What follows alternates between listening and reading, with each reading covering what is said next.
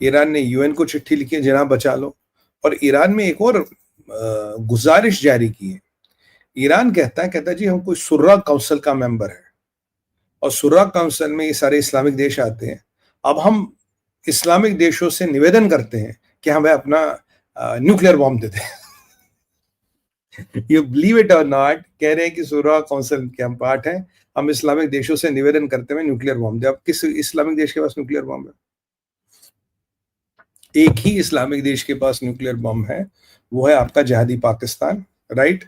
वो है आपका जहादी पाकिस्तान, राइट? कई बार, sorry I have a slip of tongue between Israel and Iran, because ये दोनों आई से शुरू होती है, you might kind of slip your tongue a bit, but I think you can forgive me for that.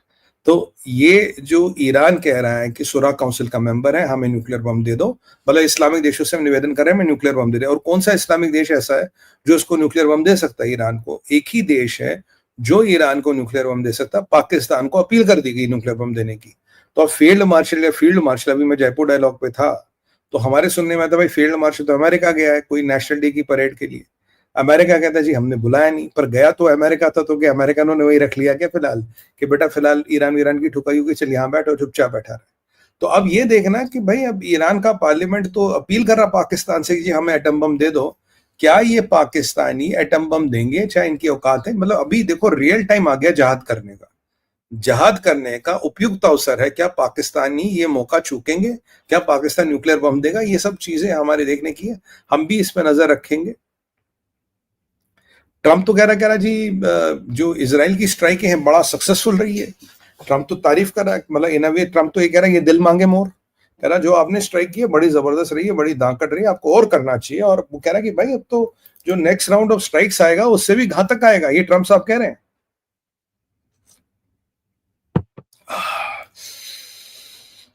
और ये मैंने आपको बता दिया था, इनके जो डिफेंसेस को आईडीएफ के अंदर आने से पहले ही मोसाड की टीमों ने बिल्कुल खत्म कर दिया। बाय द वे इनका एक इंपॉर्टेंट एयरबेस है केरमनशाह। केरमनशाह एयरबेस को भी खत्म कर दिया गया है, eliminated, not attacked. Kermanshah is eliminated. इनका बड़ा स्ट्रेटेजिक एयरबेस है, जैसे पाकिस्तान का नूर खान मानिए आप, वैसे इनका केरमनशाह एयरबेस इज एलिमिनेटेड। सुनने में है कि आईआरजीसी का कोई नया कमांडर बना है, पर नाम अभी मेरे हाथ नहीं लगा। अब यार नाम पता लगे तो कल को हम पता लगे ना कि उसके कितने घंटे की जिंदगी है। देखो जो भी बनेगा 100% मरेगा। अब कब मरेगा? तब हम जरा आपस में खेल खेलेंगे, कितने दिन चलेगा ये, 1 दिन 2 दिन 3 दिन, मतलब तब वीकेंड अच्छा 36 घंटे 72 घंटे, तो तब हम ये एक अनुमान लगा सकते हैं नया आईआरजीसी का कमांडर कब तक चलेगा। मीनवाइल एक और बड़ी इंपॉर्टेंट डेवलपमेंट आ रही है साहब, sorry I have been sipping water because my throat is a bit. एक और डेवलपमेंट ये आई है कि आपको पता है ईरानियों ने क्या किया है? What I am going to tell you are not going to believe me. Hint दे रहा हूं, इन्होंने घुटने टेक दिए हैं, ये नाक रगड़ रहे जमीन में। अब मैं आपसे पूछूंगा कमेंट्स के माध्यम से, क्या लगता है आपको इन्होंने जमीन पे कहां नाक रगड़ी है? इन्होंने क्या किया है? क्या किया इन्होंने? चलिए मैं आपसे एक प्रश्न पूछता, आप बताइए व्हाट डू यू थिंक। बिल्कुल इन्होंने साहब जमीन पे नाक रगड़ी है और बिल्कुल ये रो पड़े। ईरान ने एक ऐसी हरकत की है जो ईरान मर के भी नहीं करता, बट कर ली। Any any guesses? तो ये जरा आप दिखाइए। प्रेयर्स, अरे प्रेयर्स तो रोज ही करते हैं। यूएन तो चले गए दिलीप जी, वो तो मैंने पहले बताई है, यूएन चले गए, इनकी फट गई है, sorry to use not a proper word, इनकी हालत खराब है, यूएन ये चल गई। एक कुछ और किया इन्होंने उससे भी बड़ा कमाल। Anybody can guess? अरे आसपास ही हैं आप, जरा थोड़ा दाएं बाएं घूमिए। हिट मोकला सोदीज टू हेल्प। नहीं विनीत भाई, no not really. Red flag तो बहुत पहले चढ़ा दिया था, रेड फ्लैग तो चढ़ा दिया था। हिट मक्का, नहीं ऐसा नहीं करेंगे, इतने पागल भी नहीं है। No missiles, go to Russia. Russia ने तो मना कर दिया ना, पुतिन से तो बात हो गई है, रशिया ने मना कर दिया।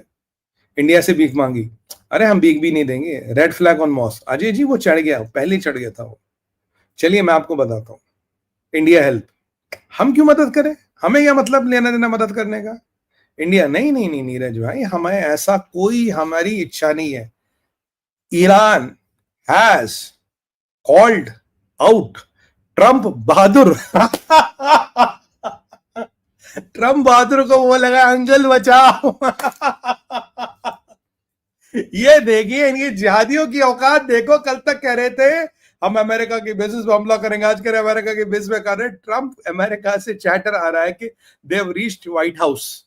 ये जब इन इस्लामिक देशों की वाट लगती है ना, ये पापा को ही फोन करते हैं अमेरिका में, पापा बचा लो. सब ट्रंप को फोन करे, अंकल दे बचाओ, because there's a very confirmed intel that they have reached White House. They are trying to reach Trump to save them.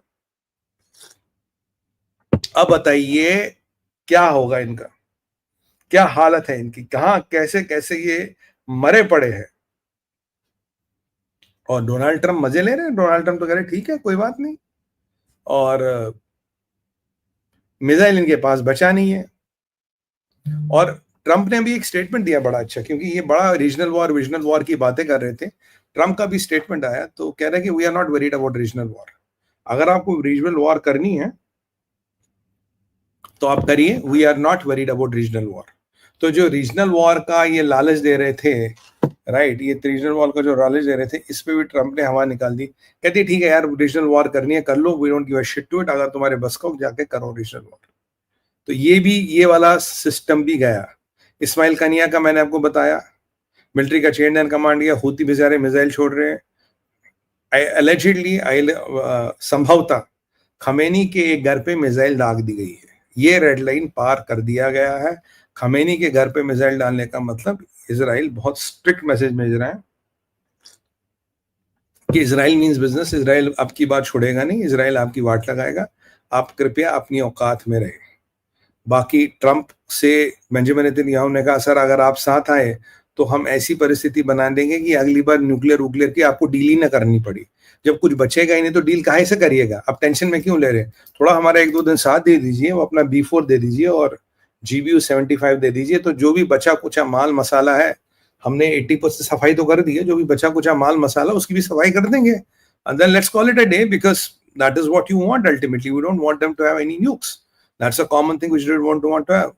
पूरी दुनिया में ईरान के साथ कोई नहीं है. इवन इस्लामिक कंट्रीज में nobody is daring to stand with Iran.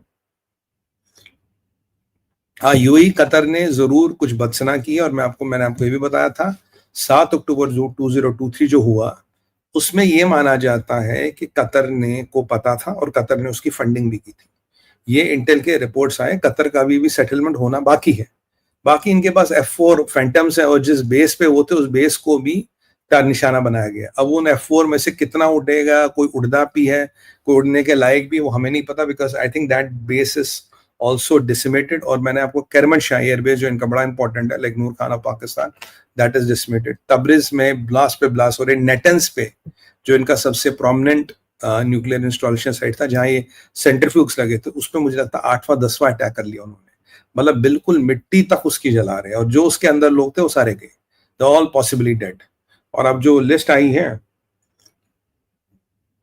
कम से कम 10 जनरल से 20 जनरल और 10 से 20 न्यूक्लियर साइंटिस्ट और प्रोमिनेंट लोगों को इजराइल ने खत्म कर दिया. इजराइल कह रहा है कि जी मेरा ये हमला आने वाले 3 हफ्ते तक चलेगा. बेंजामिन नेतन्याहू को पूरी दुनिया से सपोर्ट मिल रहा है. और now people within Israel are saying we are lucky we have Benjamin Netanyahu as a prime minister. और नेतन्याहू ने क्लियर कहा भाई हमारे एग्जिस्टेंशियल क्राइसिस था, we did not want them to have a nuclear bomb. और अगर इनके पास nuclear bomb आता तो कुछ होता नहीं. बट सवाल एक बात है कि क्या ईरान का मिलिट्री चेयर ऑफ कमांड ध्वस्त हो चुका है. देखिए, अगर आज सुबह से 100 शाही ड्रोनों का कुल अटैक हुआ, 12 घंटे हो गए, तो समझिए इनका मिलिट्री कमांड चेन पूरा खत्म हो चुका है. और what we know is only about the top generals. हमें तो पता ये कयानी मर गया, ये गुलाम अली मर गया, बागदीर मर गया, सलामी मर गया. We know only about the top generals. But ये जो कर्नल, मेजर, कैप्टन, लेफ्टिनेंट, जो उसके लेवल के ऑफिसर्स होते हैं और जो सिपाही होते हैं, उनमें से कितने गए उसका तो कोई हिसाब ही नहीं है.